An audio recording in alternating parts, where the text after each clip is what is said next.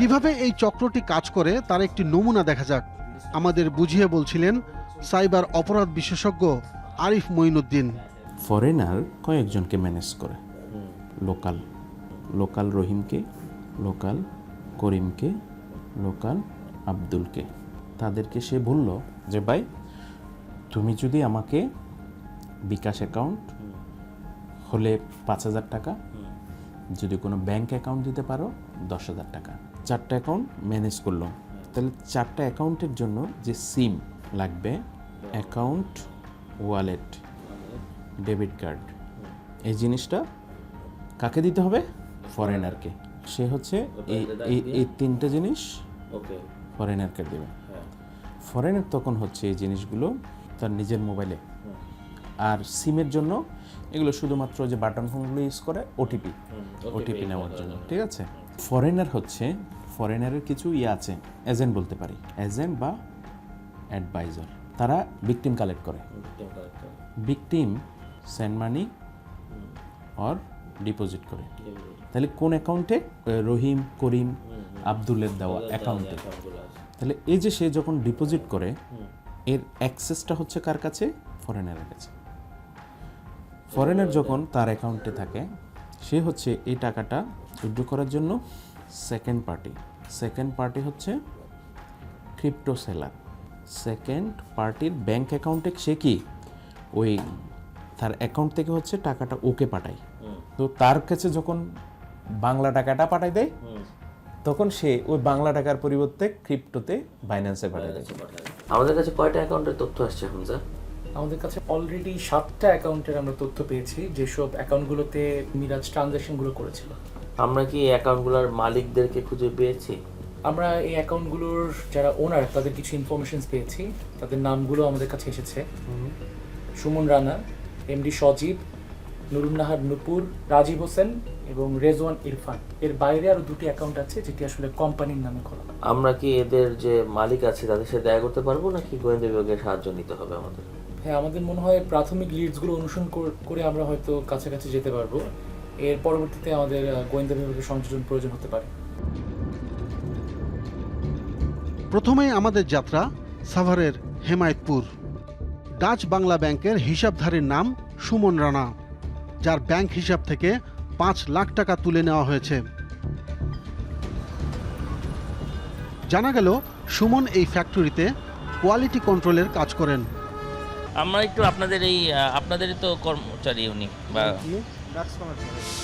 সুমন বাবু ওয়াশের কিউসি। ওনার আছে কিনা আগে দেখতে হবে। হ্যাঁ, ওনার সাথে একটু কথা বললে তাহলে জিনিসটা ক্লিয়ার হবে। বসেন হ্যাঁ, একটু দেখেন। হ্যাঁ প্লিজ। ও তো নাই, ও রিজাইন দিয়ে চলে গেছে।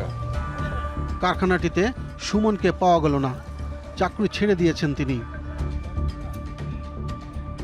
এবার আমাদের গন্তব্য রাজধানীর পল্টনে।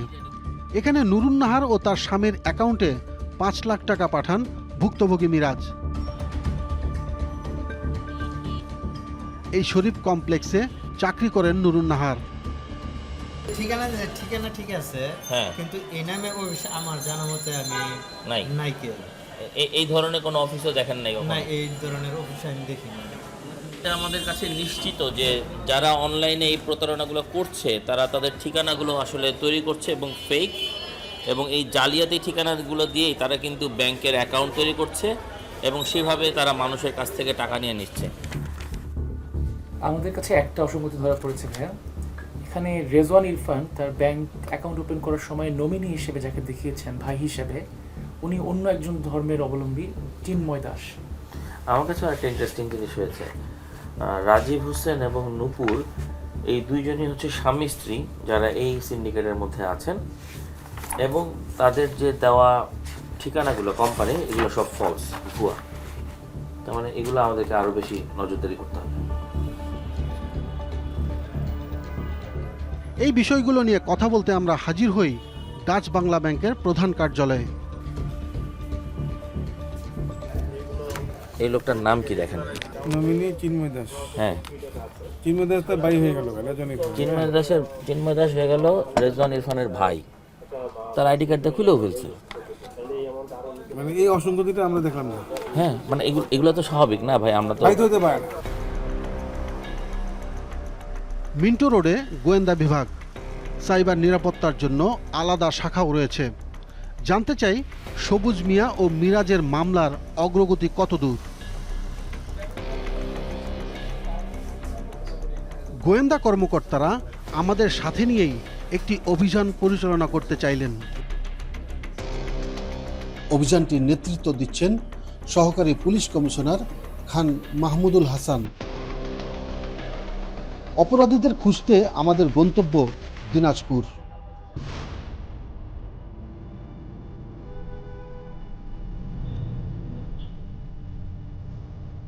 দিনাজপুর সদরের সরকারি কলেজ মোড়ে অপরাধীর অবস্থান শনাক্ত হয়েছে।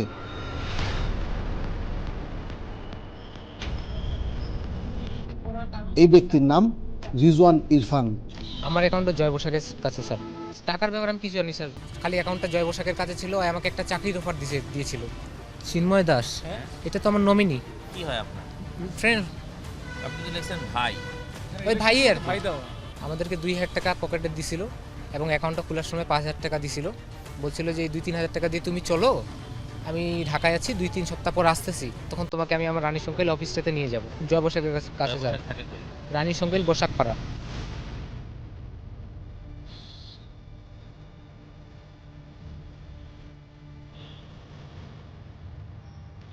তার কথার সূত্র ধরে আমাদের যেতে হবে ঠাকুরগাঁও জেলায়।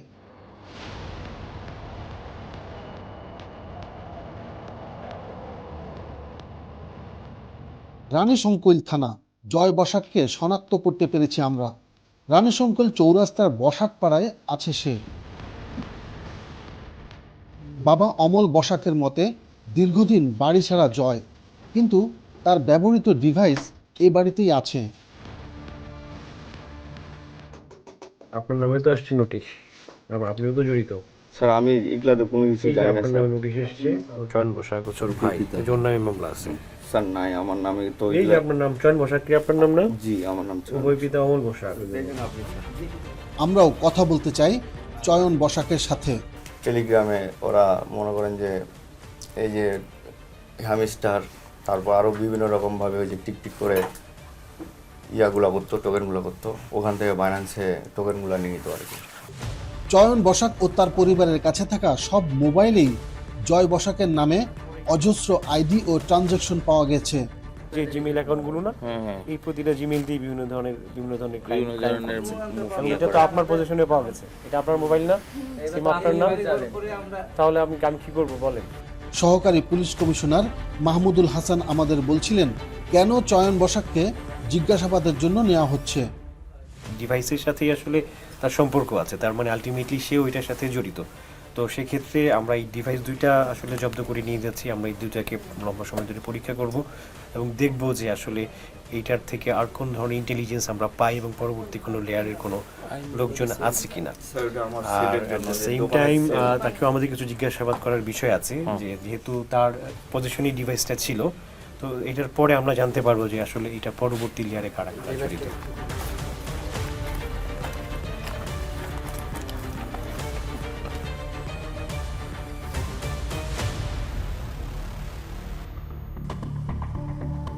আমরা ফিরে আসি ঢাকায়। গোয়েন্দা বিভাগের যুগ্ম পুলিশ কমিশনার সৈয়দ হারুনুর রশিদের কাছে জানতে চাই এই ধরনের অভিযান থেকে কি কি জানতে পেরেছেন। তা আমরা প্রত্যেকে কিন্তু আইনের আওতায় নিয়ে আসতেছি। একটা পর্যায়ে গিয়ে কিন্তু আপনার এই টাকাগুলা মানি লন্ডারিংয়ের মধ্যে দেশের বাইরে চলে যাচ্ছে, এবং আমরা এরকমই কয়েকটা ঘটনার ইনভেস্টিগেশন করতে গিয়ে আমরা দেখতে পাচ্ছি যে এইগুলোর সাথে বিদেশি নাগরিকরা জড়িত। কথা বলতে বলতে এক পর্যায়ে আমাদের দেখালেন ভিন্ন আরেকটি অভিযানে একই প্রতারণার অংশ হিসেবে কি কি উদ্ধার করেছেন। এই ডিভাইসগুলো হচ্ছে আপনার প্রত্যেকটা স্লটে একটা করে সিম থাকে।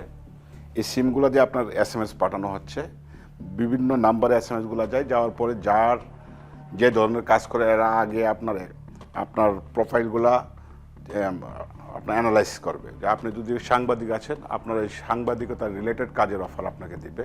বিনিয়োগ করার ক্ষেত্রে পরে এই টাকাগুলো যে ট্রানজাকশন হবে সেই জন্য আরেকটা ডিভাইস আছে, সেটা হচ্ছে MFS যে আছে আমাদের মানি মোবাইল ফাইন্যান্সিং সার্ভিস যেটা আছে, সেটা ট্রানজ্যাকশন হচ্ছে এটার মাধ্যমে। এবং এইগুলো ট্রানজ্যাকশন হলে হচ্ছে কি মিনিটেই আপনার টাকাগুলো ট্রান্সফার হয়ে যাচ্ছে, সেগুলো আমরা কিন্তু স্টপ করাতে পারছি না। এই দুই ধরনের ডিভাইস আমরা পেয়েছি এবং এই যে ডিভাইসগুলো যে আমরা উদ্ধার করেছি এইগুলোর সাথে কিন্তু বিদেশি নাগরিকরা জড়িত এদের সাথে। আইনজীবী মেসবাহুল আসিফ দীর্ঘদিন ধরে এই ধরনের মামলা নিয়ে ভুক্তভোগীদের জন্য আইনি লড়াই করছেন উচ্চ আদালতে। এখানে ক্যাপিটাল পানিশমেন্ট যেমন অর্থদণ্ড আছে, এইটা মনে হয় নতুন আইনে কত 20 লক্ষ টাকা অধিক পরিমাণ জরিমানা আছে, প্লাস সেখানে শাস্তির বিধান আছে। এছাড়াও আদালত এর বাইরেও প্রিভেন্টিভ মেজার হিসাবে পুনঃ লঙ্ঘনের জন্য একই অপরাধে বারবার অপরাধী হলে তার জন্য আদালত শাস্তি বিধান করতে পারে, সে প্রভিশনটাও এই আইনের ভেতরে আছে।